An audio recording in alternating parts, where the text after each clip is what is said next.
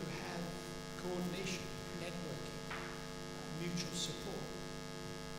And we then decided, well, why stop at the UK? Let's bring the Republic of Ireland in as well, because of our close and strong and long-standing links with the Public Health Institute of Public Health in the Republic of Ireland. So we gathered together for a meeting in London. And I thought it would have been one of these things where people come the first time and they say, yeah, it's okay, and that would be it.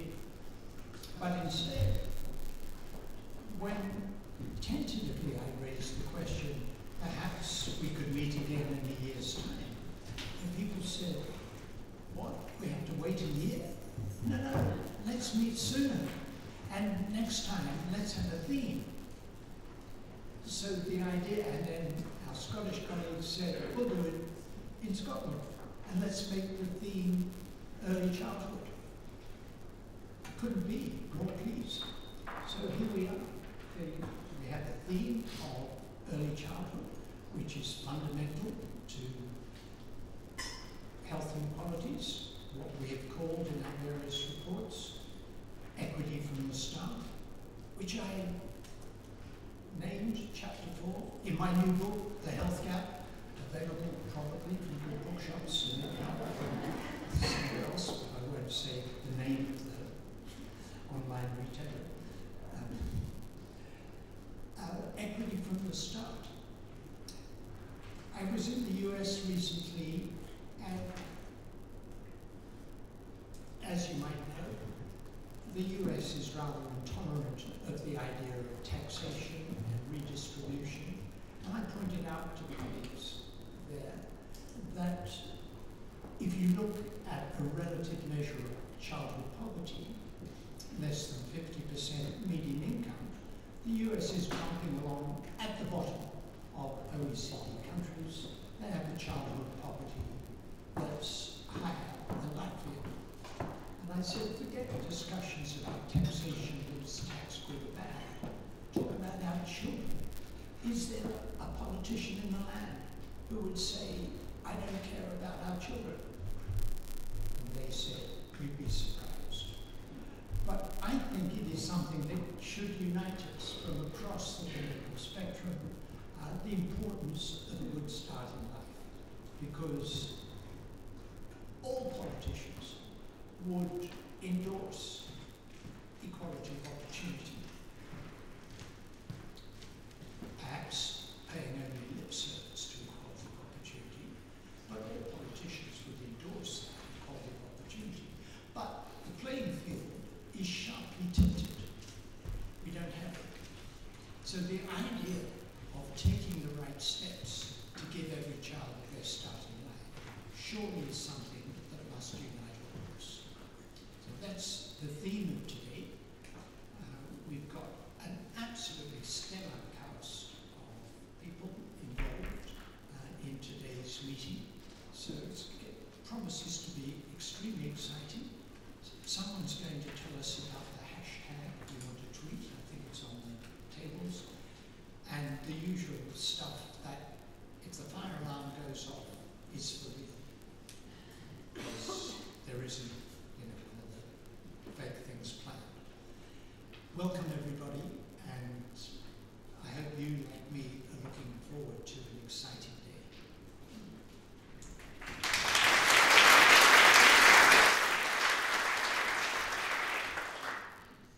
And I'm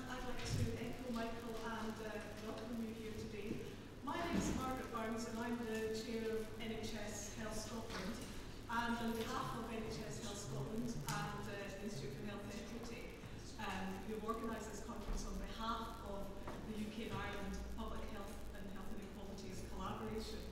I'd like to welcome you here today, and on behalf of colleagues from Scotland, I would like to welcome those of you who are first of our borders, and thank you for coming here today. And I think the size of this, dare I say, the quality of this turnout today shows the interest that we have in this area.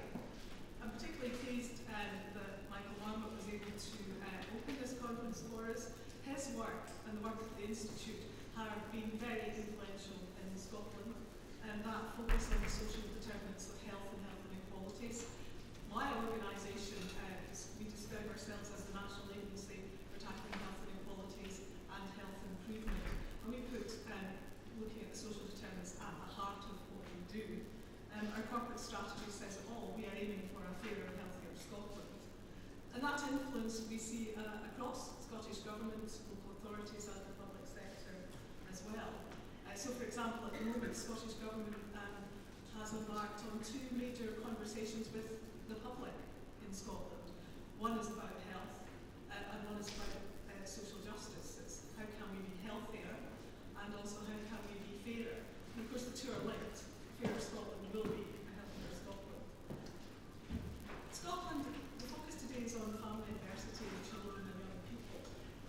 In Scotland, we have this absolute intent on doing as well as we can by our children. And we can look at some really significant areas of work. We have the Early Years Collaborative. We have what we fondly call GIRFECT, Getting It Right for Every Child.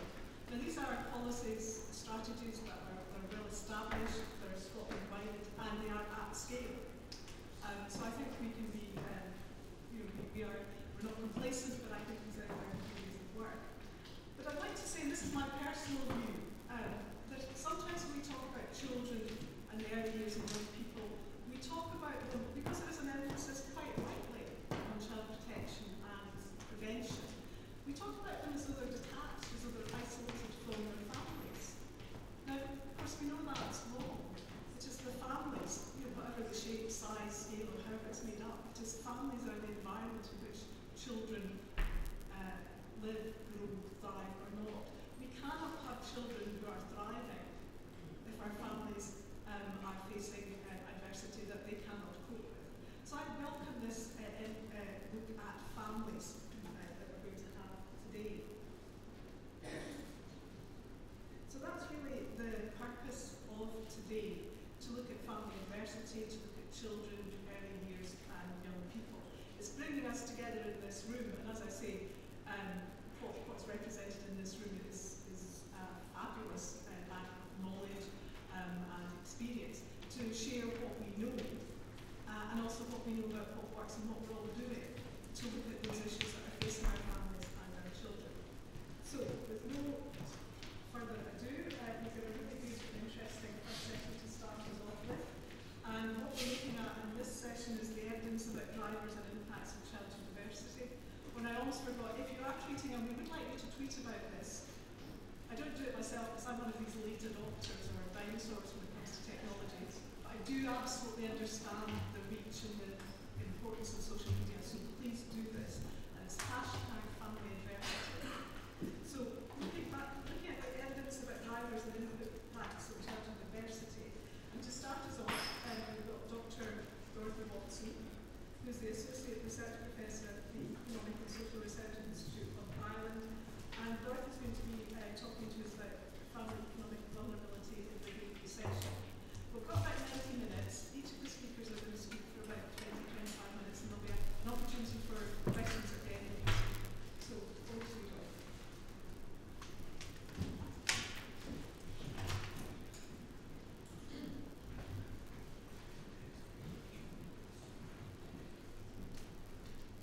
Thanks very much, Margaret, and thank you very much for inviting me. It's lovely to be here.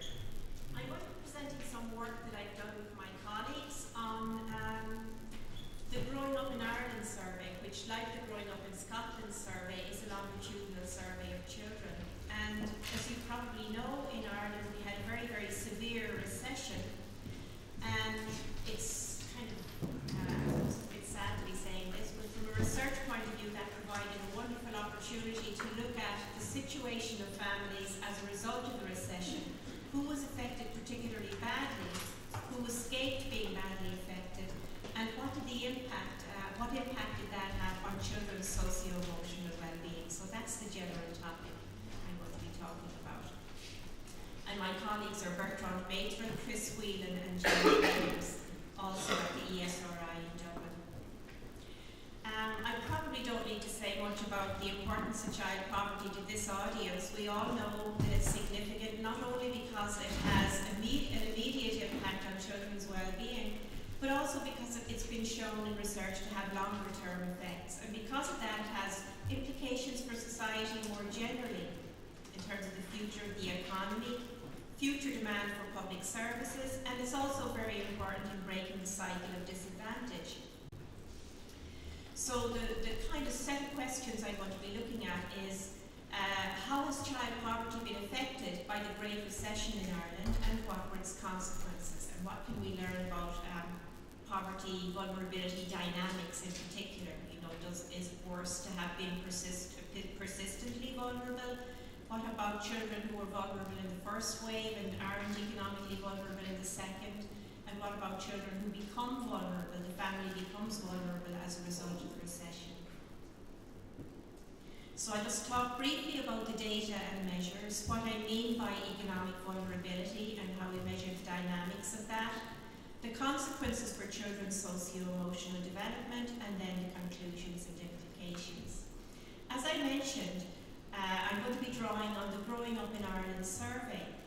This is a survey of families and children.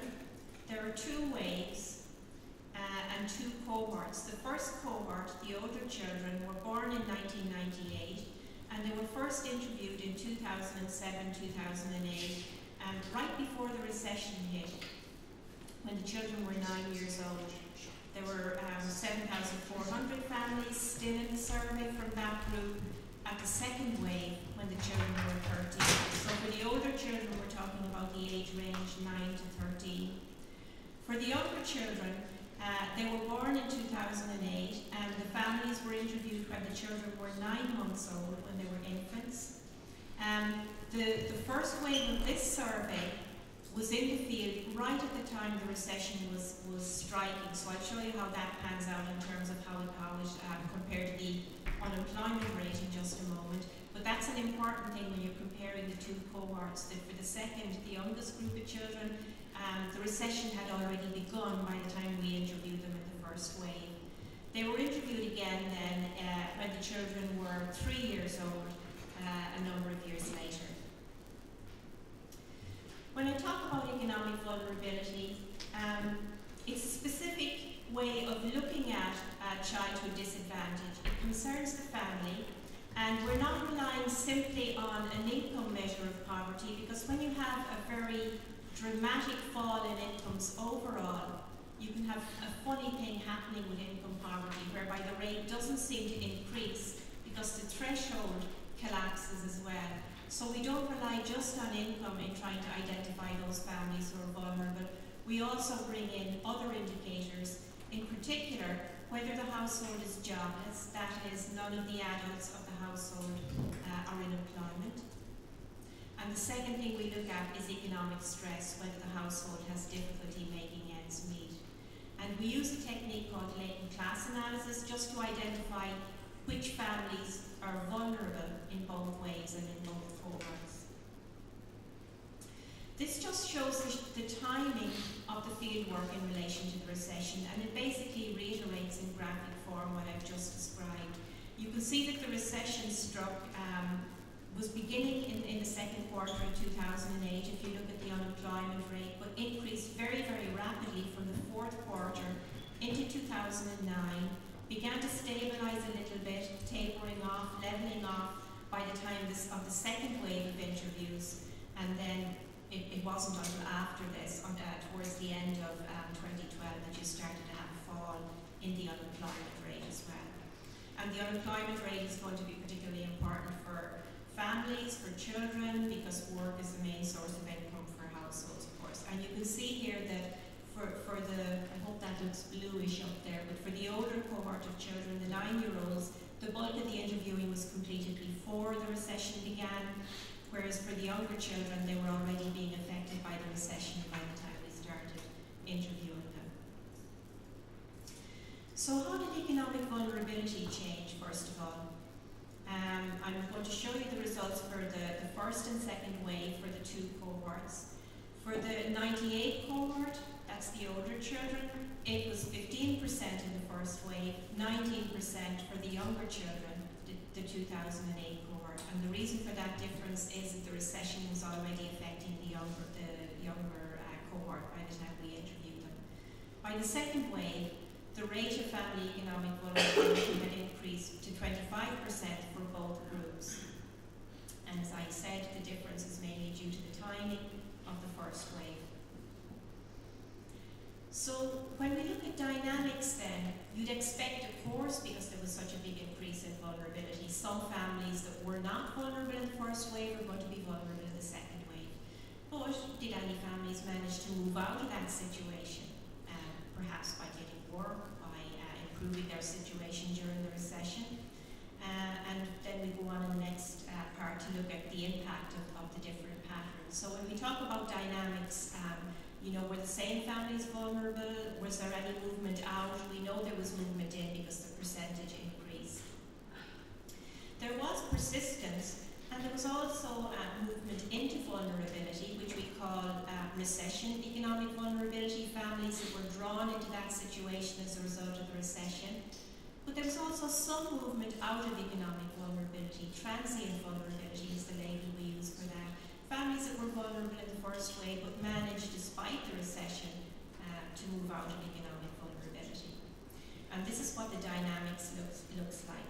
In terms of persistence, again, when you look at the two cohorts here, the older and the younger children, it's a bit higher for the younger children because in the first wave the recession had already begun. 10% for the older children, 14% for the younger. Big increase up to 15% of new families being brought into that state amongst the older cohort, 12% brought in amongst the younger cohort of children, and movement out. Not a whole lot, but 5%. So there is some movement out of economic vulnerability despite the recession. And as I say, even in the recession, there are some jobs being created, some people are moving out into employment and are in a better income situation and in a better situation with respect to economic stress. One thing we noticed then as well is that if you look at the profile of families who are economically vulnerable, it's the typical characteristics: low levels of parental education, mother younger at the time the child was born, lone parent families. All of these characteristics are associated with economic vulnerability. But there's a little bit of a difference if you compare the vulnerable families before the recession and during the recession. The recession drew into that vulnerable category people who were a little bit more advantaged in terms of their profile. In other words, it drew in more coupled families, a higher proportion more coupled families. It's not that lone parent families were escaping, it's just that coupled families were being drawn in as well. And it also, the profile in the second wave, consisted of people with slightly higher levels of education than was true in the first wave. And the risk factors, just to reiterate what I've said already: parental education, low levels of education, family types. Certain family types were more likely to be economically vulnerable: lone parent families, families with a larger number of children. And there was also a difference between cohabiting and married families, which may have to do with the instability associated with vulnerability. It's kind of difficult to say what's causing what there in that situation. The age of the primary caregiver, that's usually the mother at the time the child was born. Younger people who have children at a younger age are more likely to be economically vulnerable, even when you control for level of education. So it's not just the fact that they tend to complete education sooner. And there were some differences between the different dynamic groups, if you like, in terms of the risk factors. These risk factors, low education, low parenthood, and so on, were very strongly related to persistent economic vulnerability, that is, to being vulnerable in both ways.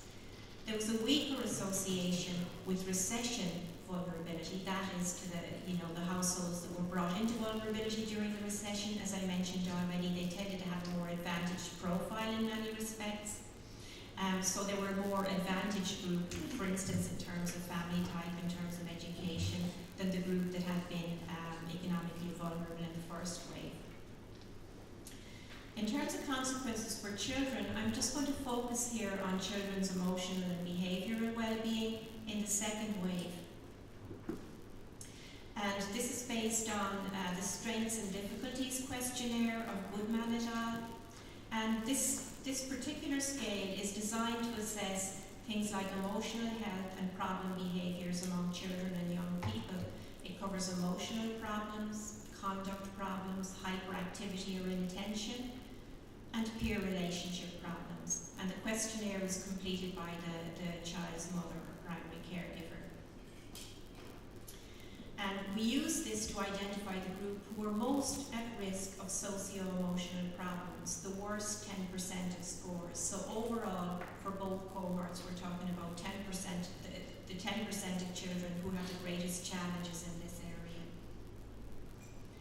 So how was it related to economic vulnerability, and were there differences between those who were persistently vulnerable and those who became vulnerable as a result of recession? What I'm going to show you here is the adjusted risk. That's the percentage after factoring out all of the other characteristics that we try to control for, like whether the child was male or female, whether it was the younger or older group of children, family type, level of education of the mother, age of the mother at the child's birth, whether there was change in family composition between the two waves. So for those who are not economically vulnerable, the risk of socio-emotional problems was lower. It was 7%. For those who were vulnerable in the first wave, but not in the second, 12%. And the same for those who were vulnerable in the recession, but not at the first wave. So the families being drawn into economic vulnerability. For those who are persistently economically vulnerable, the rate was, persistently economically vulnerable, the rate of socio-emotional problems was higher at 15%. So what this shows is that yes, as you might expect, children's socio-emotional development is affected by family economic vulnerability. But the interesting thing here, and I think the important finding here as well, that shouldn't be overlooked, is that even children who were vulnerable in the first wave, if the families were economically vulnerable in the first wave, you had an effect that persisted to the time of the second interview. And you can see that in the 12% for those who are transiently economically vulnerable. Okay, so these are the families who, for whatever reason, were able to move out of economic vulnerability despite the recession, but you still have an effect in terms of the children's socio-emotional well-being. So that suggests this is a relatively short period of time, but it suggests that there's going to be some longer-term or lingering effects of economic vulnerability on children. One of the other interesting questions that comes up in the literature sometimes is whether being poor or economically disadvantaged when the child is very young, in infancy for instance, has a greater negative effect than when the child is older, in middle childhood for instance. We didn't find that here. We tested to see whether there were differences between the two cohorts, and no, there weren't. So in other words, the experience of economic vulnerability seemed to have similar consequences in terms of socio-emotional outcomes for children, whether the children were young in their infancy at the time or whether the children were in middle childhood. Similarly, for boys and girls, there wasn't a significant difference. Sometimes in the literature there's a suggestion that economic vulnerability might create more behavioural problems among boys than among girls. Of course, this scale is designed to measure emotional as well as behavioural problems, and when you put them together, you don't find that there's a difference between boys and girls. Just to touch quickly on some of the protective factors. In situations where the family is economically vulnerable, there are some characteristics of the family that help protect the children from the worst effects of that economic vulnerability. These are ones that work for both children that are economically vulnerable and children that are not economically vulnerable. The children are less likely to have socio-emotional problems where the mother is older at the child's birth. The mother is in her 30s at the child's birth as opposed to in her 20s. Where the mother was not emotionally distressed at the first wave, and where there's a good relationship between the parents in couple families. Okay, so these are kind of, if you like, you could think of these as mediators. Economic vulnerability is associated with parental distress, with mothers having a greater likelihood of being depressed, for instance. It's also associated with strain in relationships But if these things can be supported in some other way and not necessarily be dragged down by the economic vulnerability, that has a protective effect on children's emotional well-being. There are some protective factors that work a little bit differently depending on whether the family is economically vulnerable or not. Parents' education, mothers' education, that's even more important in economically vulnerable families. So if the mother has a low level of education and the household is vulnerable, it has an even bigger effect. The mother's lower education has an even bigger effect. There's an interaction effect there than is the case if the family is not economically vulnerable. Lone parent families face stresses and difficulties that translate into child socio-emotional difficulties or a higher risk thereof, whether or not the family is economically vulnerable. Okay. So to summarise then briefly before concluding, economic vulnerability, as we saw, increased for families during the recession, reaching 25% by the second wave when we approached the households. The risk factors include the general risk factors for poverty that we're all aware of, low levels of education, lone parenthood, the parents being younger at the time of the child's birth. And these risk factors were very strongly related to persistent economic vulnerability, less so to becoming vulnerable during the recession. Economic vulnerability was associated with a higher risk of the child having socio-emotional problems, except in lone parent families where the risk was high with or without economic vulnerability. The protective factors then included parental emotional well-being, parental higher level of education, mother being older at the birth of the child in her 30s, good relationship between the parents in a couple family. And just to touch on some of the implications for policy, certainly attention to economic vulnerability of children is warranted, and especially to persistent vulnerability. But even when it's non-persistent, there are negative outcomes for children. So it's another reason for taking child poverty, childhood disadvantage, family disadvantage very, very seriously. You can talk about having austerity in order to balance the government budget and so on, and everything will be fine once the recession is over. But we've seen from this that things are not necessarily fine. Children still experience socio-emotional effects as a result of being vulnerable in one wave. Ireland has started to move in this direction by having child-specific poverty targets since 2014. We have a general sort of poverty target based on measures of income and deprivation, but now there are child-specific targets as well. We identified the higher risk groups based on family type, education, and parental age.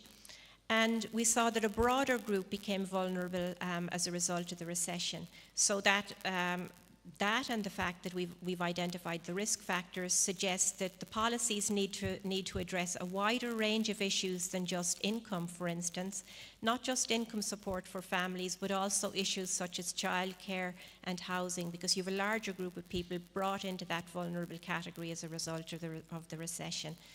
So thank you very much for your attention. If you have any questions, I'd be happy to take them.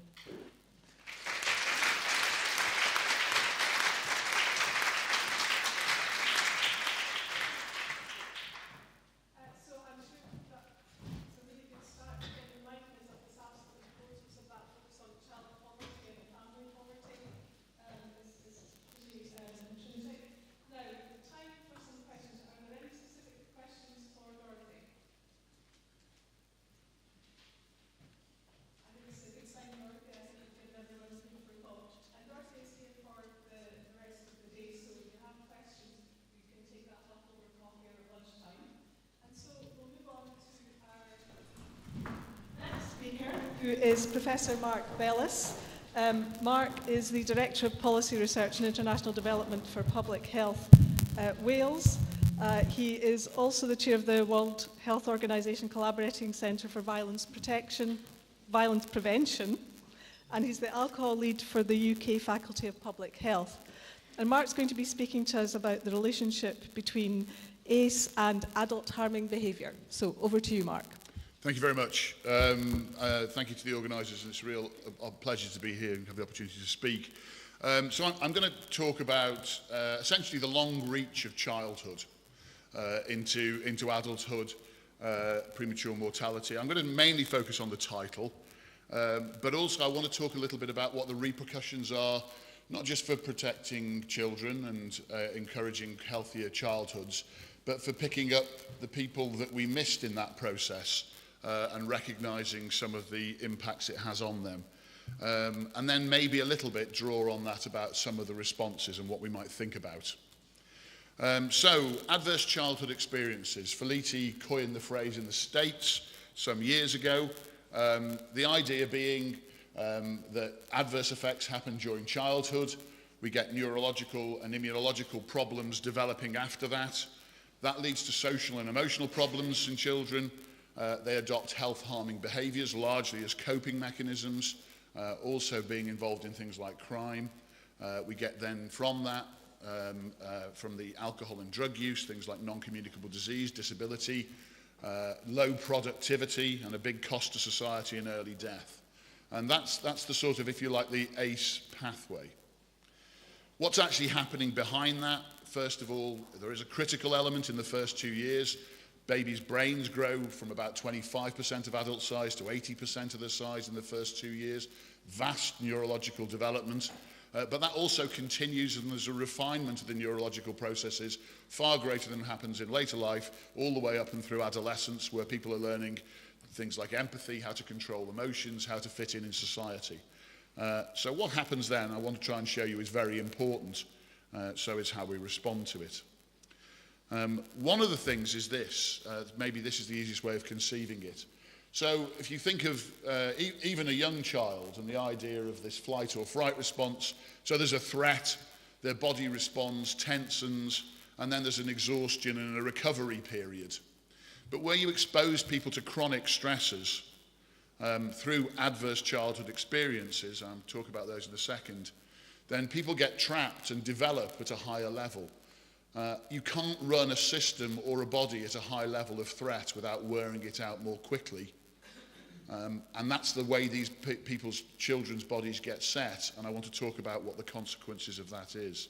Allostatic load is just the way that we have to try and maintain a balance within the body, and at this particular level, at a higher set level. So chronic stressors lead to an overdevelopment of the life-preserving parts of the body. That's an evolutionary issue, because that's what you want to develop, if you like, if you think you're permanently under threat. Neutral cues become threatening, so people misinterpret neutral faces. And that also leads in school to anxious, disengaged behaviours. Children feel threatened, that people don't like them, and misread the signals from teachers.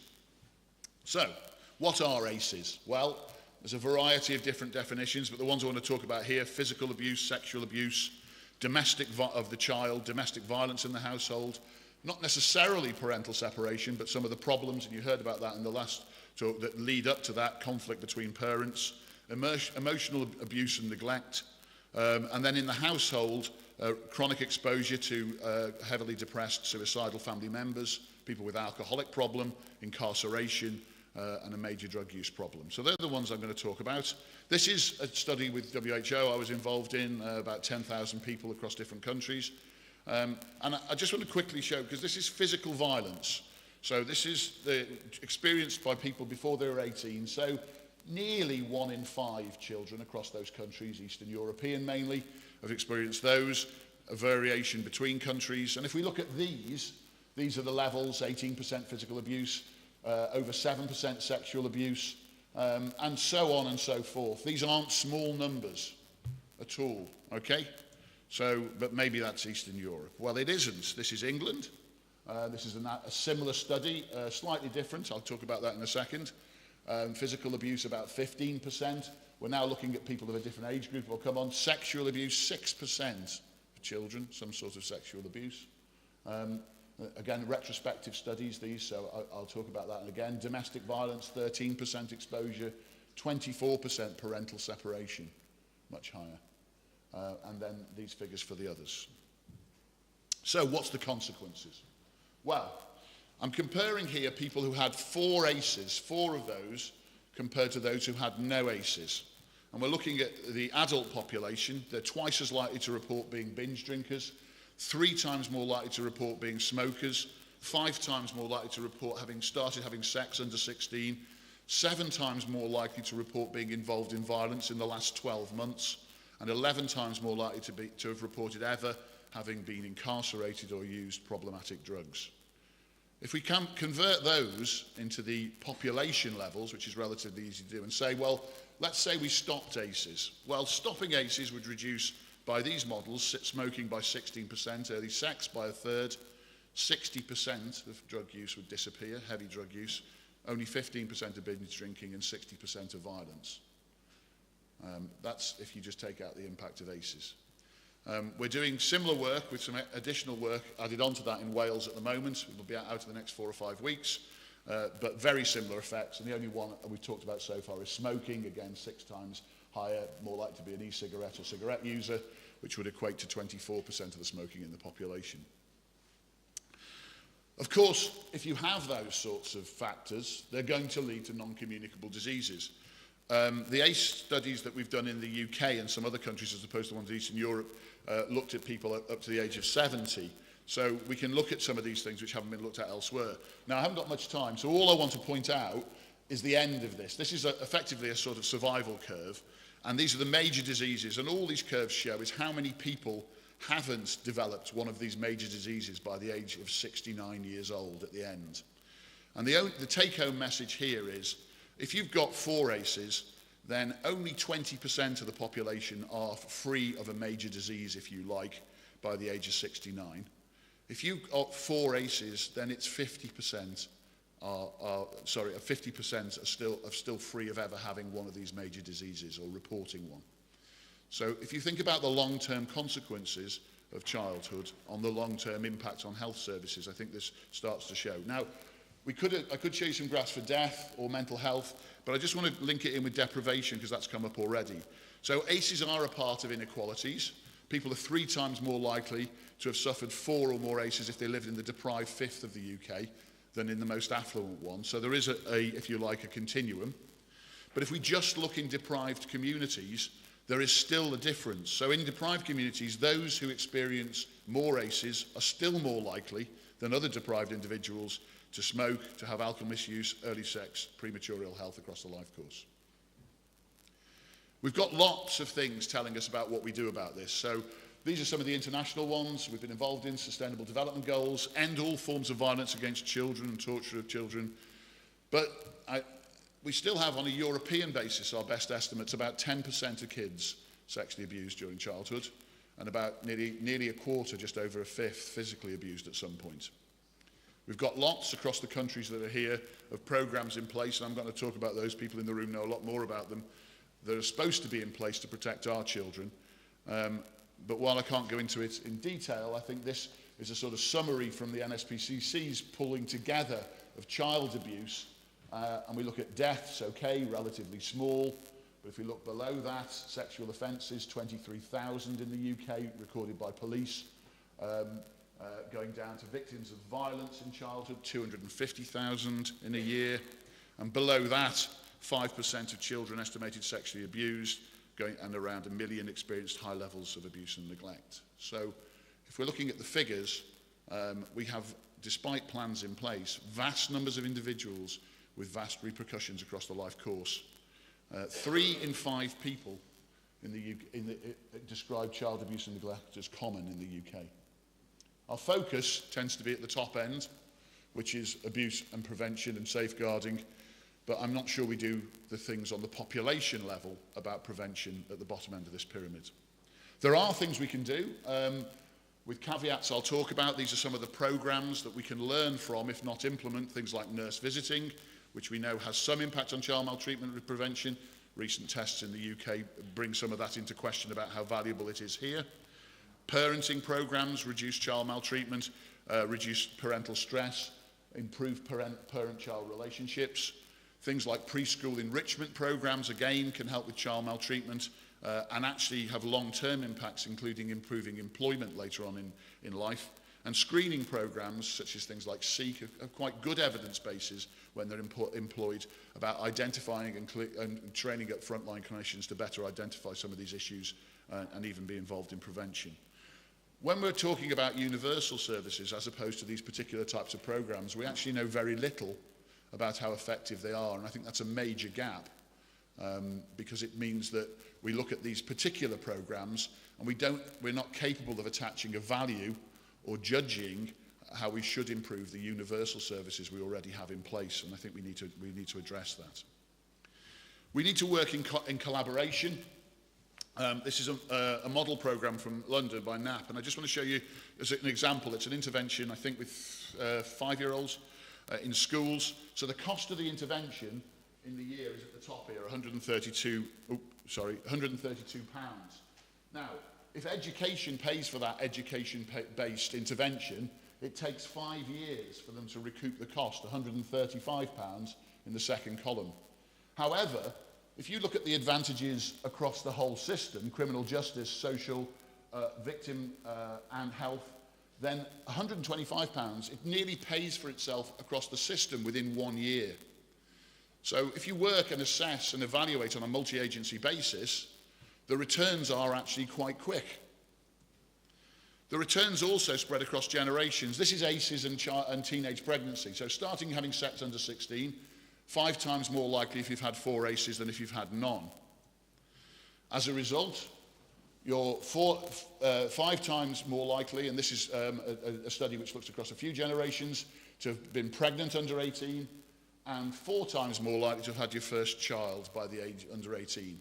But if you just look as well at this girl who's got pregnant and had a child, she was 3 times more likely to have been born to a teenage mother herself. So we've got to break this cycle because it reproduces itself across each generation. And just not to leave men out, because it's not just about women with things like this, the same 4 times more likely to have sex under 16, 10 times more likely to get someone pregnant under 18, the same chance of having a child, and 5 times more likely to have been born to a teenage mother themselves. If we allow this cycle to continue, that's what will happen. Badly prepared parents are bad to their children, and they become poorly prepared parents themselves. We can't avoid environmental issues, and I won't go into these in detail, but there isn't an ACE I can find that isn't impacted badly by poorly managed alcohol sales, poorly priced alcohol, and poorly promoted alcohol. It can be fatal child abuse, it can be intimate partner violence, parental separation, it can be child abuse in terms of using it to create victims, intoxication and its impact on mental health, or incarceration and acts of violence in particular under alcohol. And I won't go into this, but I think that we poorly inform the public, where other countries are often making much better efforts to ensure that the public understand the relationship between cheap alcohol, poorly sold alcohol, and the impact it has on families and particularly children. Other places even label alcohol bottles with that sort of information. There are things we can do. We're not going to prevent all ACEs, but we can build resilience. This is from the US. This is 4 elements of resilience. So, feel you can overcome hardship. This protects children, I'm going to show you, against some of the impacts, and guide your destiny. Grounded in cultural traditions, equipped to manage your behaviour and emotions, and I could unpack these, but let's go for this last one. 1 or more stable, caring or adult relationships. Just 1 or more adult you can turn to. This is from some work we're doing in Wales at the moment. It hasn't been published yet, but it will be. All these adults, looking back on their childhood, all had 4 ACEs. The only difference between the yellow, the green and the red columns are the people in the green columns answered yes to, as a child, was there an adult you trusted and you could talk to about your problems? Just 1 adult in their childhood that they trusted and they could talk to. And if you look here, how much lower the effects on problem drinkers are, crack cocaine and heroin use and incarceration, than the children who were exposed to the same number of ACEs but didn't feel they had an adult they could turn to and trust as a child.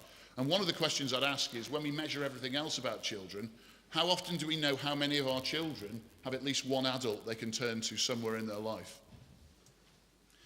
We can take that forward. So this is ACEs in challenging high schools. Again, this is a bit from the States. But it's about, again, working in partnership. A third of the class in this particularly problem school had ACEs. They did their own work with the support of public health to look at what impact that was having on education.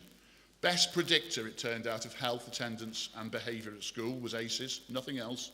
It was the best predictor, a better predictor than income of educational success in school, of success in education. And it was a better predictor of academic failure, except if you were a special needs already identified child. So they changed, with public health support, the way they did things, informed staff about things like adversity, childhood adversity and chronic stressors, and moved away from some of the more automatic punishing ways they did it. And this is just good schooling. So what they did, using that resilience framework, is why are you acting this way? What's happening in your life? Competency, so building resiliency skills. Attachment, have they got a caregiver relationship? How can the school help with that? Self-regulation, particularly at certain stages of life, which I'll finish with in a little while, about how you control your emotions. 75% drop in fights, 85% drop in suspensions, increased graduation rates in the school. So we've got partners here, and we can convert what we're doing into their currency. So I want to spend just a little bit of time, I think I'm all right at the moment, Chair. 5 minutes, have I got, is that all right? Thank you. Moving through this life course. So we started here with a child. We've looked at the teenage stuff and maybe teenage pregnancy, but these people continue through life, and this is about what happens to them next. So what's the underlying reasons why people continue to present, often sometimes frequent flyers, maybe not in later health? So there's a number of studies going on in the US at the moment. These are preliminary data. They're not published yet in any good form, but Felici did present them, so I'm going to represent them here. So this is before people present as adults to care services for a range of problems. They're asked about their ACEs. They fill those in, and the clinician takes those into account and talks about them when they present whatever they're presenting for. Preliminary results, 14,000. As a result, 35% drop in presentations at general practices, 11% drop in emergency departments when people have been given the opportunity to talk and reflect on some of the issues that may be affecting them and may be underlying some of the problems. And I know Warren here is going to be talking about REACH and some work maybe that we're also trying to do in the UK along these lines. There's a research agenda. So we're starting to understand a lot more about when different parts of the brain develop and what types of stresses affect those most. So things like this, like language development very early on in life, and maths development and neglect has an impact on this. And this is being pulled together in different parts of research, cortex later on, and the ability to make the appropriate or socially appropriate judgments. Later on again, things like how we interpret fear and panic and how sexual abuse can impact that.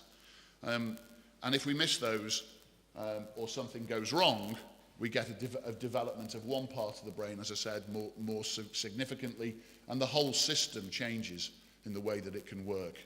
There are ways that we can then undo that, and we know about those, so it's not all over if you miss early life, and there are different things about control and making sure that childhood looks better later on. But the reality is that there's a joined-up research agenda here that we need to be part of as public health, which understands where things go wrong, what parts of the brain are affected, and where we can best intervene. So, coming to summary.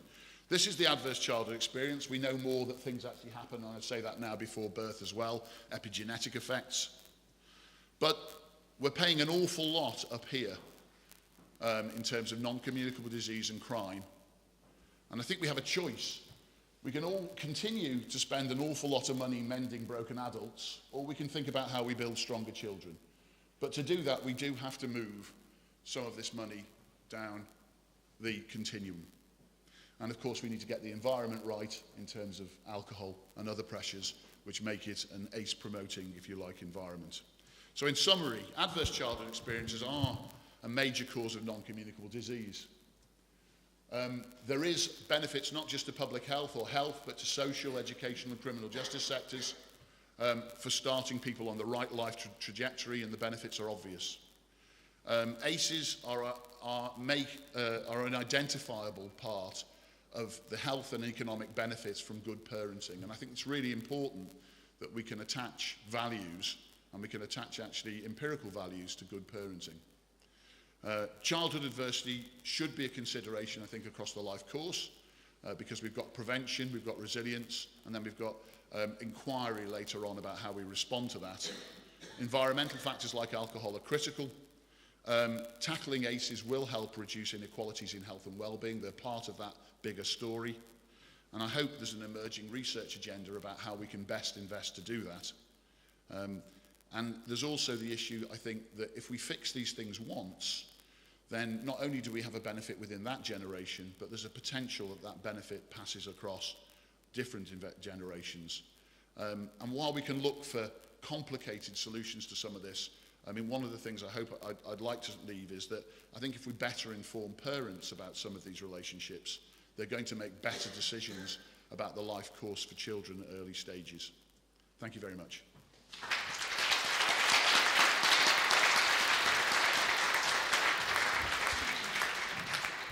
Well, another really stimulating talk, and I think a bit of a call to arms at the end there. Does anyone have any questions for Mark? In the front row there, there's a microphone on the way, and if you say who you are and where you're from when you ask your question. Thanks very much. Fiona Crawford from the Glasgow Centre for Population Health. That was very powerful and very fascinating. And in my question, I wanted to connect to the previous presentation and to ask you how important you think the development of secure attachment and a secure base is for very young children, thinking around adult childhood experiences and the stressors placed on parents, particularly lone parent households, by family adversity and economic stress and poverty. So secure base, thinking of that idea that we have an ability to form relationships that we learn about as very young children. I hope I answered the question, but I think early attachment is vital. It's vital from both sides. It's about for the child in terms of development, but also for the parent in terms of its early relationship and how that develops with the child. And again, I've tried to show something about how having at least one person in the life is really important that way. As it relates to deprivation and inequalities, I think the bigger story surrounding that is how much harder it must be to find time, space, support, the capital that's around you to do that in poorer environments. The thing being, I think, though, that it is amazing, and I don't mean that in any derogatory way, that people manage to do that. You know, people still manage to do that, and I think that sometimes the danger is that we say, you know, that the poverty is this, when actually 60, 70, 80% of people somehow manage. We can make that number a lot smaller. Most people still don't go into crime, and some of these things like ACEs are some of the most pointed and the most dangerous things that are happening, and if we can target those as well as move on poverty at the same time, then maybe we're pressing from both sides. Thank you, Owen Metcalfe from the Institute of Public Health in Ireland. Thanks, that was absolutely excellent. I echo what the last questioner said, really stimulating. I think in your second last slide, you nailed it as far as I was concerned in terms of the investment and where it has to occur. So my question is really how do you think we should go about, and it is about the reallocation of the distribution of resources, how do you think we can go about doing that best to get that investment, despite all the evidence that you have there? And are you aware of anywhere that has successfully shifted their budget in a kind of on a national allocation level? Well, yeah, I wish there was an easy answer to that. I think if I'd had the exact answer, I'd put it on the last slide. First of all, I think it's important that messages, and most of those probably won't be new to people here, are continually repeated. And that might be simple, but the more people who know those issues, the more people who understand that having adequate support and good childhoods for people will have benefits for their children and for society as a whole and for productivity as well. So this is an economic thing as well. It's critical. There is public health should say it, so we need other people as well to say that. There are some good economists now one of whom, from the States, I wish the name could come back to me, said that effectively it's not just in health, but there is no better return on investment than putting money into childhood. And I think their message is we just need to continually repeat and build up with other individuals. In terms of moving investment, I know places have talked about it. I actually know parts of Scotland have talked about moving investment down into more into childhood and away from, if you like, higher levels of investment in education in later years. There are some good models. I can't promise that they've got everything, but there's one or two places, for instance, in the States, and it's a good place to look for some of the best and the worst. There's one or two places where there is a deliberate move to try and get all services to respond to this agenda, so much so that in some states they've adopted that in the law as well, that you have to take adverse childhood experiences into account at all stages and all the services, and multi-agency teams being invested in to get that message out there about how you respond. So I think we can learn from that, and I think it's entirely doable. Thank you for that. Now, I might abuse my position as chairing this session. This afternoon, it's a meeting of the chairs of the Scottish Health Boards. And it's very easy. They understand that. It's not that people don't understand that. It's not even, we now have lots of evidence about the cost-benefit analysis, and people do get that. But at the moment, they are so busy mending the broken adults and dealing with what is coming through the doors. So how you actually shift budgets, intellectually people can understand the need for it. Actually doing it is extraordinarily hard.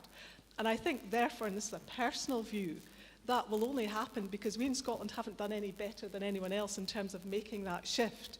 It's been an aspiration, but it hasn't happened, and I don't think it's happened anywhere. I think it will require some major, probably target coming from a government level to say this is where we want to see these shifts in budgets. Because we have tried other things, and it's not clear to me that we can see that happening anywhere else. This is extraordinarily difficult for colleagues, and it's not about colleagues not wanting to do it or not understanding why it's important. It's just the timescales and the funding timescales are not in sync. So again, I think this is fundamentally important, and I think that's something we should be bending our mind to, as to how do we actually achieve these shifts that we all see as necessary and where we will see gains. I've got some, and I'm going to take one more question from the back.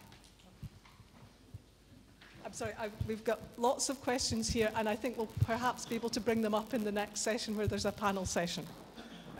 Hi, I'm Marianne McLeod. I'm Policy Manager at Children in Scotland, which is the National Network for Children's Services, but I'm also representing the Scottish Collaborative for Public Health Policy and Research here today. And I think, you know, that I've been around children's services for several decades now, and what I find dispiriting is that despite the evidence we have, and it's not, I mean, I absolutely take your point about, you know, we have too many problematic situations just now and real crises that we've got to deal with. But I mean, I've seen streams of money put in, you know, time after time after time that have been spent inappropriately on rather small-scale project activity rather than on system change. And I think if you look at the countries that have done well, they have adopted different systems rather than kind of lots of little projects. So I think the question I would like to ask is, how do we make sure, how do we encourage politicians to see this as systemic change? And how do we stop investing in the wrong things? I mean, one example at the moment, and I think Professor Bellis very clearly articulated the risk between early childhood adversity and things like educational outcomes. We are spending millions introducing 4 standardised compulsory tests for children at different points in their educational journey. Now, I don't think anyone is imagining that tests in itself will improve performance. Tests will tell you whether what you did was right. And if we invest in the tests rather than doing the right things continually, we will test and find that yet again there is another generation of children where there's an attainment gap, where there are people who have behavioural problems, health problems, you know, tendencies to antisocial criminal behaviour. And, you know, I would like to see before I get to retirement that there's actually some acknowledgement that we need to do things a bit more differently than a little kind of few kind of small-scale projects that you know, do some good around the margins, but do actually change the way we deliver our services and the way we think about this. Thanks.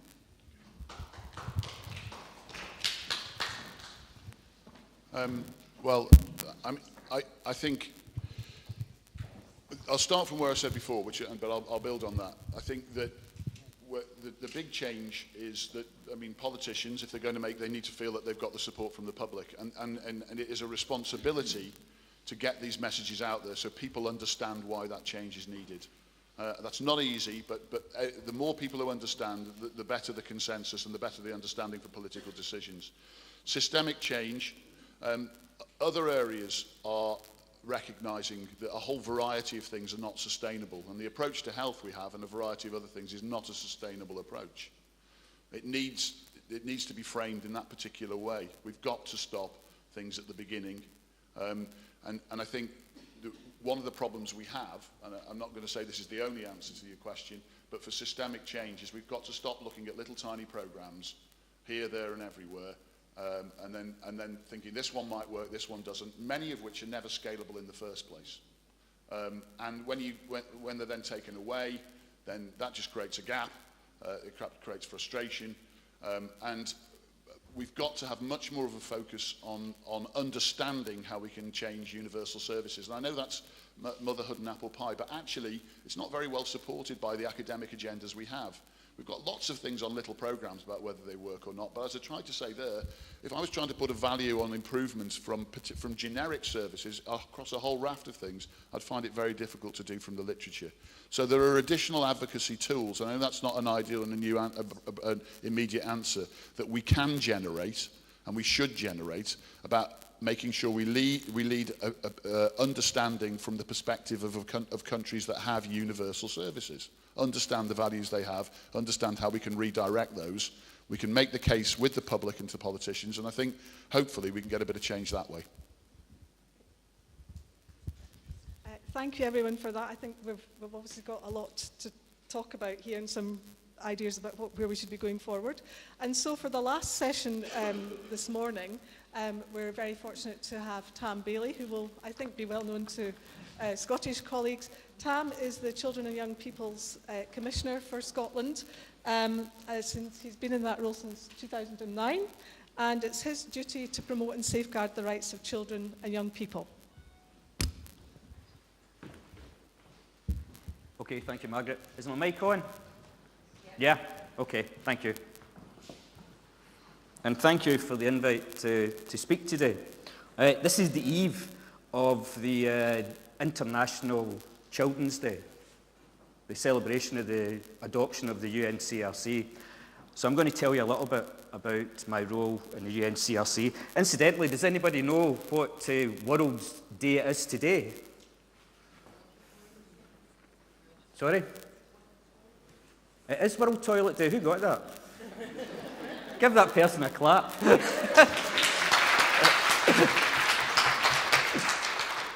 And the reason I asked is because I campaign on school toilets. So since we started campaigning on school toilets in Scotland, it's remarkable that there's a World Toilet Day, which is very important because of sanitary health right across the world for children. So I'm going to tell you a little bit about my role. I'm going to touch on some of the issues that have already been raised in terms of poverty early years. I want to actually talk about adolescence, and then I want to give you, I think I'll end on a story. You've got children's commissioners right across the UK, indeed across Europe and the world, because of the sign-up to the UNCRC.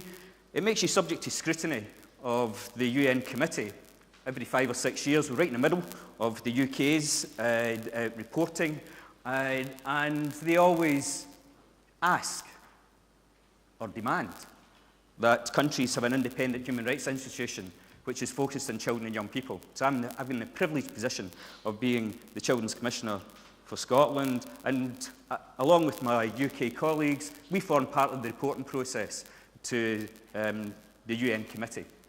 So that really is the role about promoting and safeguarding children's rights. And my approach to Scotland is to first of all recognise that most of our children, most of the time, do grow up to be reasonably well-adjusted adults. Because of their family life, because of their education, their health, their leisure, most of our children do reasonably well.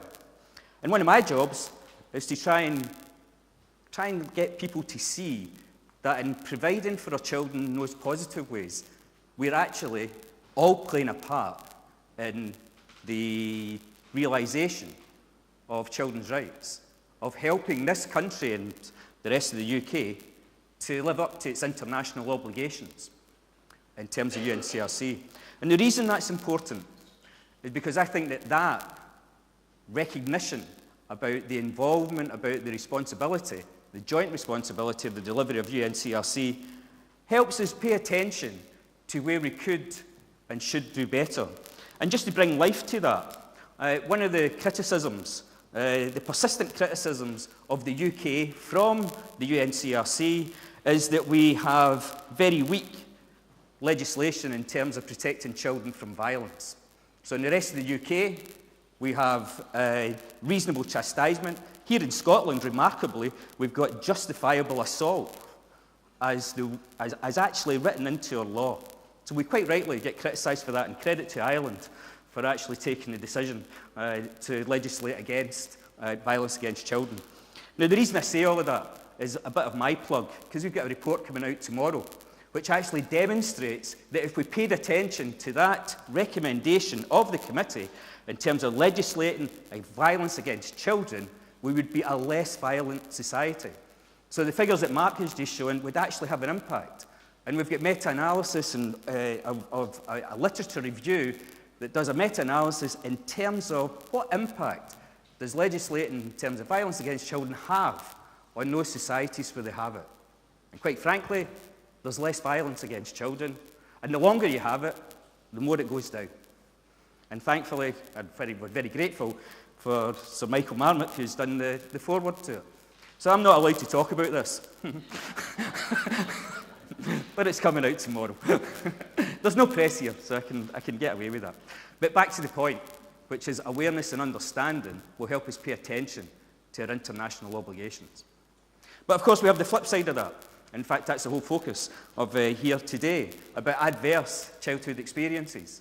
And people know about some of our scary statistics in Scotland and elsewhere in the UK with regard to our children and young people. So I'm just going to sum it up with one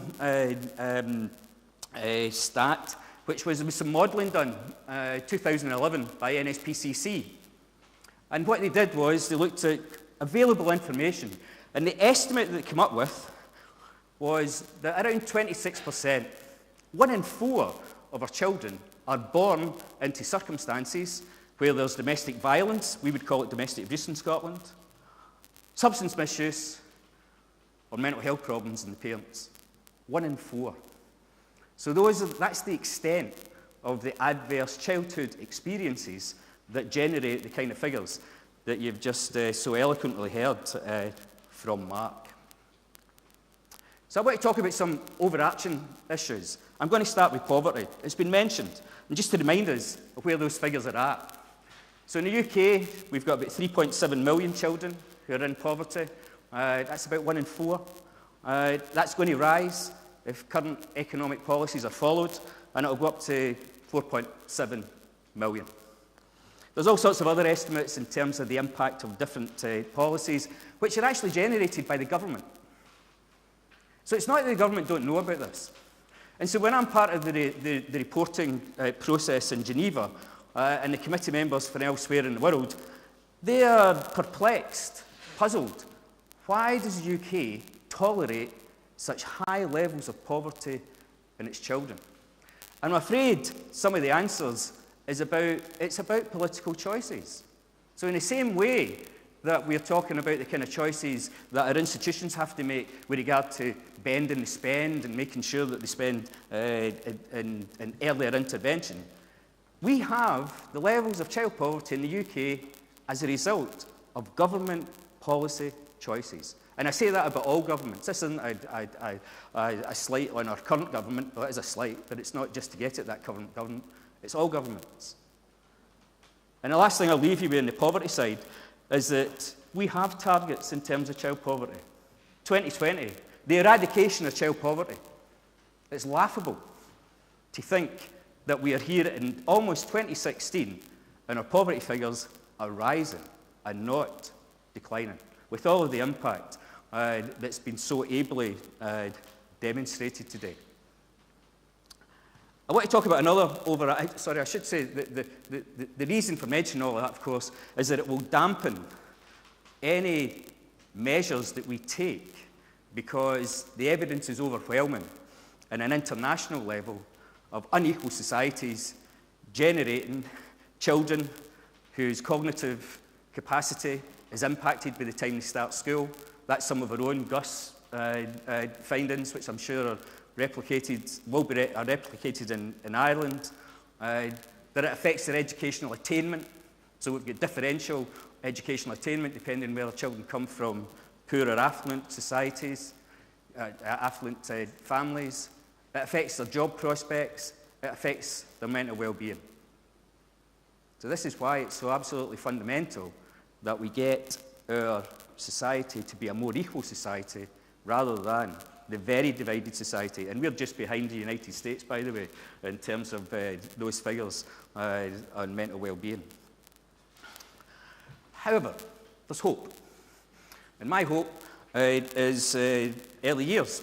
So Scotland, I won't dwell on it, but Scotland, we feel very proud about paying attention to the evidence of early years intervention, to educating ourselves in terms of the science of change, to having an early years collaborative, which has got many amazing things happening in terms of our early years provision. And so, as a member of the task force, I feel enormously proud of that. However, as Margaret says, we still haven't cracked that whole issue of actually shifting our spend so that there is a seismic change in terms of how we go about our early years provision, and not just a change which is still, in its early stages, aspirational. So we've got a way to go there. And so I buy into, or I'm easily persuaded by the evidence of the need for alleviating the negative experiences of our children in their earliest years and ensuring that we give the most positive experiences to those children. However, there's a tendency to be a little bit deterministic, or to slip into thinking that all is lost if we don't attend to children's needs in the earliest years of life. So we get it. We know that that's going to have a really negative impact if it's not, if it's a traumatizing or experience for them. But I'm interested in some growing research in terms of brain development in our adolescents. So in Scotland, for instance, we've got an organisation, SHARP, who are particularly interested in looking at the impact on alcohol misuse on the adolescent brain, and produced material that demonstrates the toxic influence that alcohol, the research, the toxic influence that it has on adolescent brain development. There's also another body of evidence in terms of, so what's happening to our children's brains during just that period of puberty, that sort of between 9, 11, 12, where actually there's a speeding up of the neurological connections in their brain, and there's a pruning out. Just very similar to what's happening in the early years of life. Now, the reason I'm talking so vaguely about this is because I'm not a neurological scientist, but also the evidence base is rather thinner than it is in terms of our early years. So we don't have the same depth of evidence about what's happening in respect of the adolescent brain as we do in respect of children's early childhood experiences. But we're getting there. And I think when we get there, then it will shed some light on some of the things that we should and could be doing with adolescents, in the same way that we're much more assured about the kind of things that we should be doing with children in their early years. And I speak from vested interest here. my children are through adolescence, but anybody that's got an adolescence will know about the challenges, shall we say, in terms of getting that right. I spent most of my life working with adolescents, fumbling around trying to find the thing that really connected with those children and young people, and the lack of a strong evidence base that was drawing the link between their behaviour and what might be happening in terms of the brain development. And I suspect that in the same way that we've had a mushrooming of evidence based on the developments in MRI scanning to be able to actually compare what's happening with children's external environment and their brain development and make a link in terms of the positive and negative influences on those children's cognitive development, that we may well get to a stage in the next 25 years of using the same approaches to better understand what's happening in the adolescent brain. And actually, here's a wee diversion. I shared a platform yesterday with a gentleman who's been doing work on adolescence and porn. And he had the best opening line that I've ever had, I've ever heard. He said hello to the audience, and he said, "I'm a wanker." And he actually had, he had a newspaper article that described him as a wanker. And part of the reason was he used to be the editor of a lads mag. And he decided that what he was doing was wrong. And he started to investigate what was happening with adolescents. And he used MRI scanning, he got a university involved, and they were able to demonstrate differences of young people who either describe themselves as addicted or not addicted to porn. The reason I'm using this as an example, probably a poor one actually, but is that we're at a stage of our scientific development in terms of neurology where we actually can do things that would be completely unheard of before. And that's what's led to our better understanding of children in the earliest years.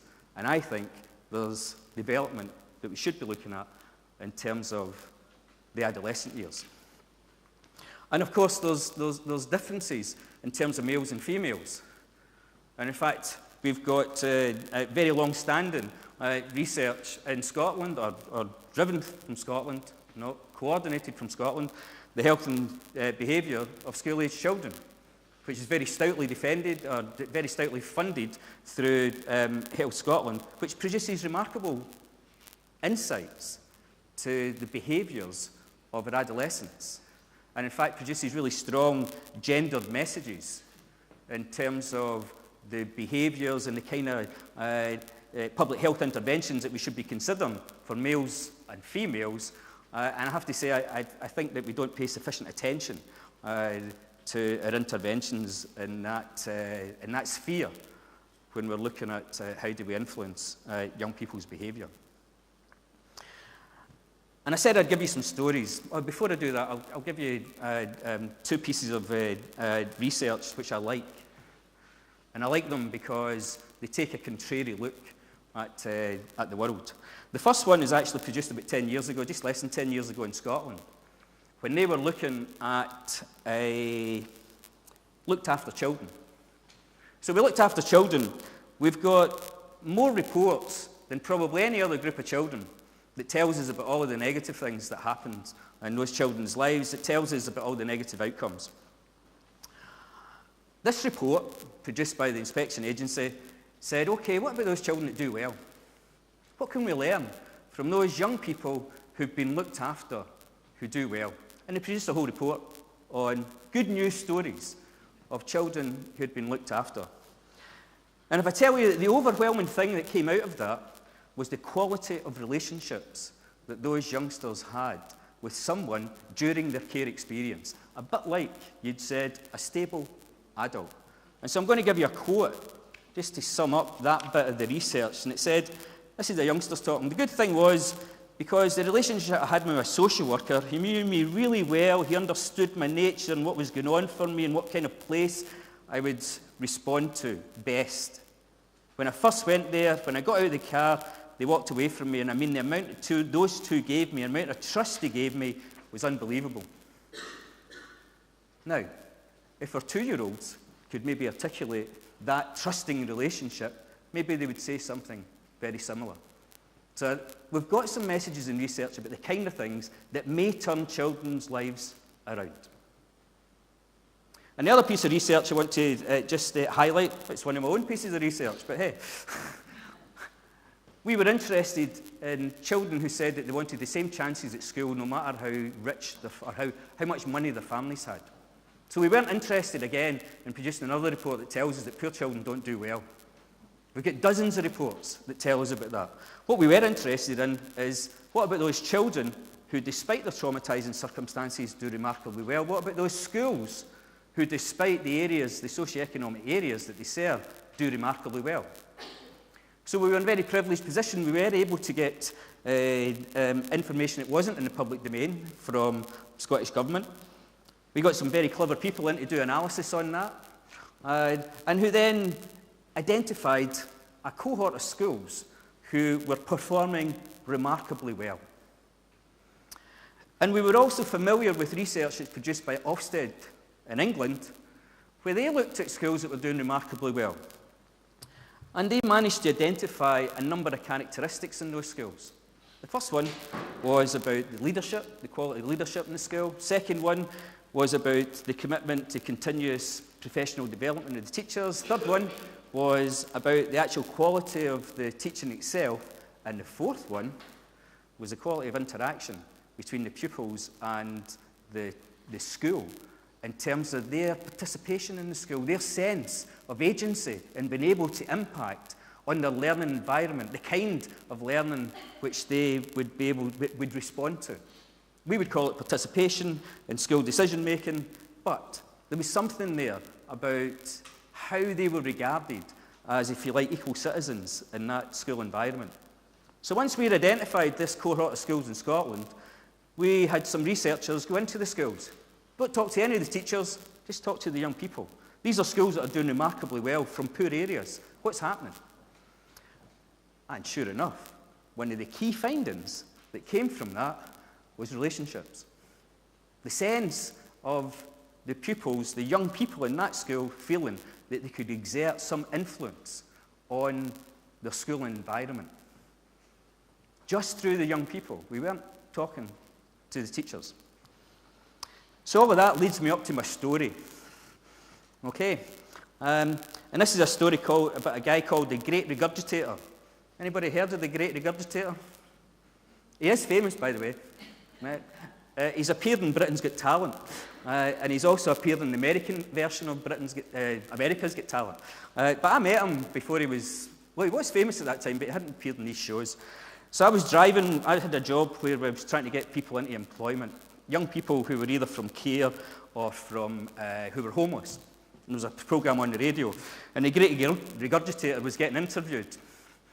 And the interviewer was trying to find out how come his Variety Act, which was to swallow razor blades and live goldfish and whole billiard balls and flour and water and bring it up separately. Basically, he swallowed strange things and managed to regurgitate them. And in fact, he did a bit of the act where he would swallow coins and have them rattling about, and he would bring them up to order. And I mean, it was an odd act. But anyway, my ears perked up on the radio when they said, "How did you learn this?" And his response was, "I used to be in care, and I used to swallow my pocket money, say that I'd lost it, got more pocket money and regurgitated it." He also used to go to the local Woolies and he would take orders for sweeties, you know, the ones that were wrapped, and he would swallow all of those and then bring them back up to the kids once he'd stolen them. So anyway, where was the children home? A place called Straven. Well, that happened to be an area that I was trying to get children into employment, or young people into employment. So I won't go into all the ins and outs of the story. He had a very wide boy agent who was based in London. But we got him to come up to open this unit. It was about 6 months into it. And there was all sorts of arrangements that he wasn't doing a show.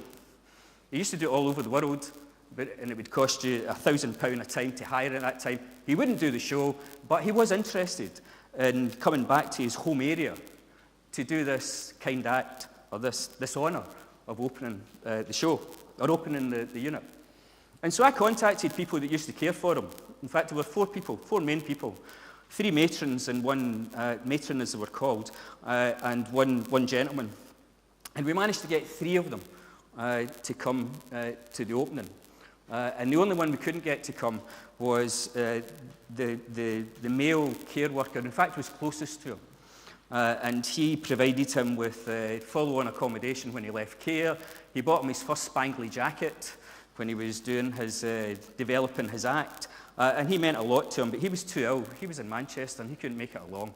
But these 3 matrons could.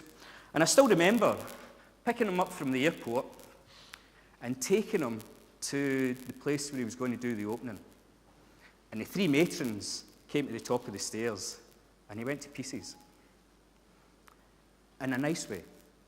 And he was just so excited at meeting the people who had cared for him.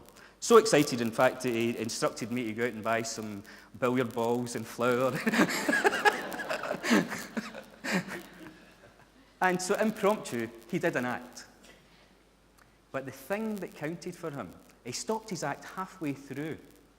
And he said, I just can't contain myself. Because who could do a show in front of their 3 mothers?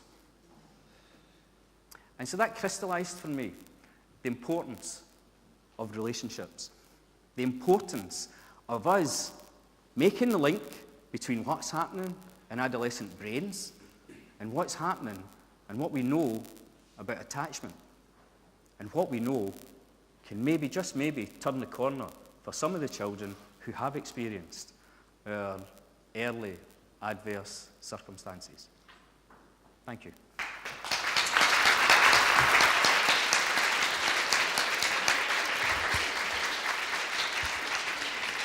So thank you for that, Tam. Now we've got about 5-10 minutes. Any questions for Tam?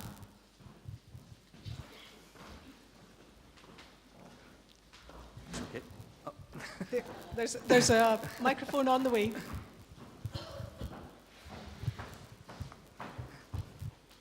Hello, Gillian Smith, Director of the Royal College of Midwives in Scotland.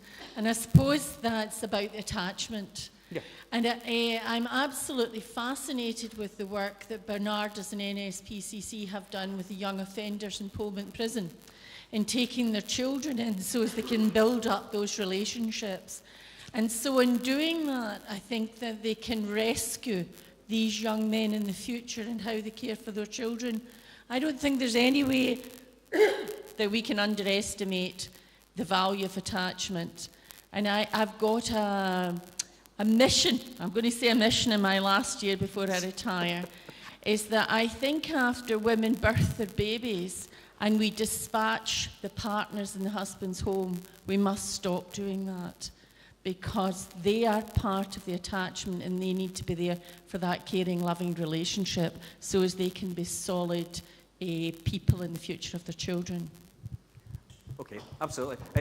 In my excitement, if I hadn't used the phrase, it's about attachment throughout a child's journey, not just attachment where we tend to focus on the earliest years. In my view, there's a lot that we have to discover about the power of attachment right the way through, and I'm quite excited about what we might discover in terms of some of those issues about brain development in the adolescent. Kim Hartley-Keane from the Royal College of Speech and Language Therapists in Scotland. Looking at what you've said and what a number of the other speakers have said today, from the perspective of speech and language therapists and thinking about the role of speech, language and communication in the intergenerational cycle, we know that parents themselves might not have had models of how to interact, how to support speech, language and communication development of their children, but similarly, if their speech, language and communication generally identified through literacy issues is underdeveloped, our role as service providers, it's really important that we recognise that moment of interaction, we need to get that communication right. And I just wonder, Tam, just to get to my question, sort of thinking about the key points that I pulled out about young people feeling that they're agents, the relationships, what is the substance of those relationships is the moment of communication, ensuring that you're communicating the way people understand and you're enabling them to express themselves. And I just wondered what your view was on the role of speech, language and communication for changing this intergenerational cycle. There's two things I want to say in that. Firstly, I'll be honest, I've got an agenda. My agenda is that I don't think our schools, for instance, are nearly good enough at engagement with children and young people and including them in decision making. We're getting there by various degrees, but we're a long way away from having those schools that that are above the curve, that are performing beyond their socio-economic expectations. So that's really my agenda. My agenda is about trying to change how that engagement happens within schools. And speech and language therapists, you know I love them, and they're a good example of how we know the importance of speech and language therapy, our therapists, not just in terms of their individual engagement with children, but actually the impact that they can make on nursery environments, for instance, or school environments, and there's just not enough of them. So, if we were to look at what would that increased investment look like, it would actually not to tolerate the ridiculous levels of ratios of speech and language therapy to children as they go through childhood. We would actually be confident about saying this counts, and we'd double, treble. I'm not going to put the figures just now, but we simply tolerate not sufficient of that input. Similarly with school nurses, another group of professionals who can provide counselling services for children in school right the way through school, and yet we have such a light touch to it that the ratio again is just not realistic. So it's not that we need to, if you like, create new models. We just need to have faith in some of the models that we've got and start to truly invest in them and say that this is, it's not acceptable for 1,000 or 1,500 pupils per school nurse. Do you know? We need to actually look much more critically at whether we're putting sufficient investment in the right place. And most of the times the investment is kind of what we can get away with, especially in these times. And that's just the wrong way to do it in terms of children's development.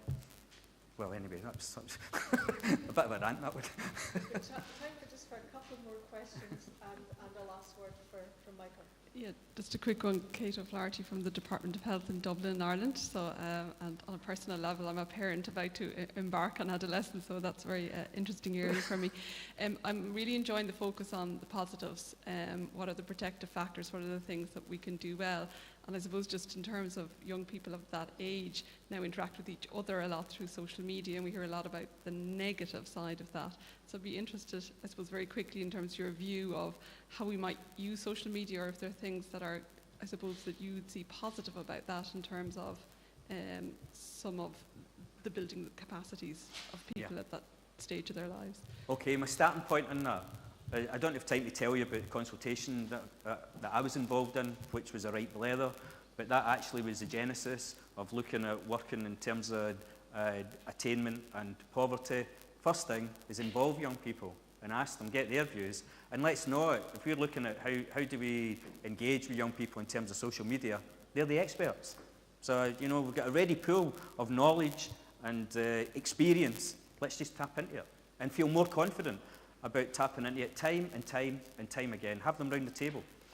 And I mean, there's a whole number of ways. People are very keen sometimes to make special arrangements for working with children and young people. I think also we just need to bring them into some of our forum and feel confident about that.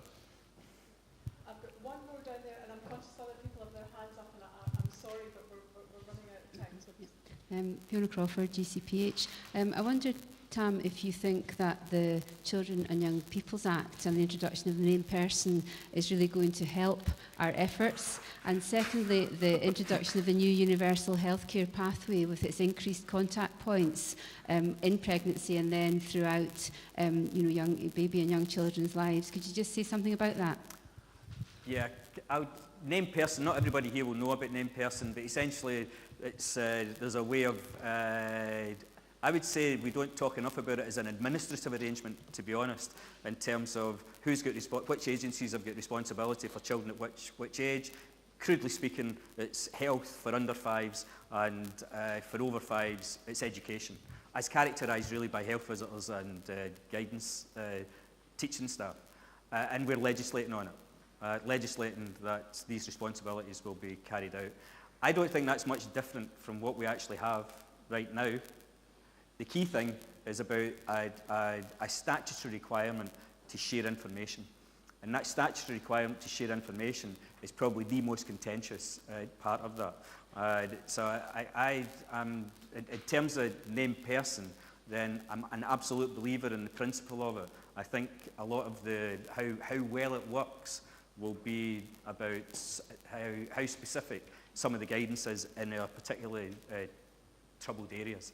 And the new universal pathway with increased contact points for babies and young children by health visitors.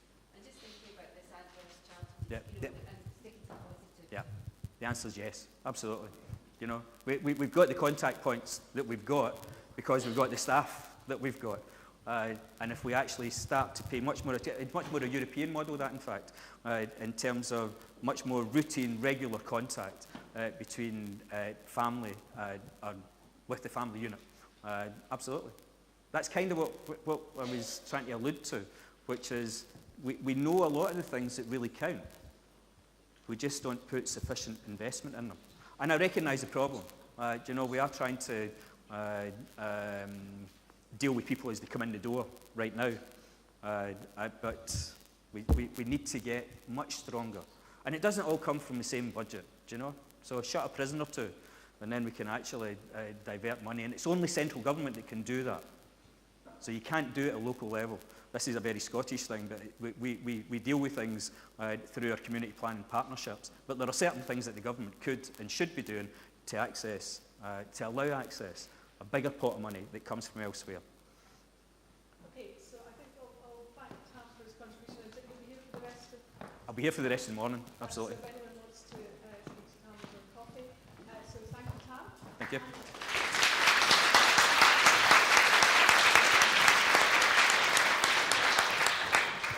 Michael's going to sum up about this morning's session. Well, the first thing to say was it was really top rate. And I want to pick up, though, something that that Mark Bellis said about the need for universal services. It's an obsession of mine that things follow a gradient. That Dorothy Watson said, I think the figure I counted up was 30% approximately, of your children, the families were economically vulnerable. And Tam Bailey talked about 25% of children in Scotland growing up in families with drug and alcohol use, mental illness and violence. Do I have that right? That's a UK figure. A UK figure. So yeah. By the time you've got 30% and 25%, we're not talking about simply focusing on the vulnerable. That's already a sizable proportion of the population. If your thought was just focus on the high risk, 25 and 30% is a lot. The original adverse child experience study was done in enrollees in Kaiser Permanente. These are not the poorest Americans. These are people enrolled in a prepaid health plan. So they exclude the poorest. And yet, about half had one or more adverse child experiences. As Mark said, they're more common in deprived communities, but both adverse child experiences follow the social gradient, so we're not immune at the top or in the middle, but the frequency increases as you go down. But also protective behaviors follow the gradient. The kinds of things that you talked about of good parenting, that you and Tam talked about the importance of having an adult you can talk to. That follows the gradient as well. And that means that if we're going to reduce the adverse impact of adverse child experiences and lack of resilience, we've got to follow the whole gradient. We've got to be dealing with this as a universal issue for the whole of society. And so your very important call, Mark, for saying that we don't have as good evidence as we would like for the benefits of universal services is certainly something that I will take away from an absolutely brilliant morning. Thank you.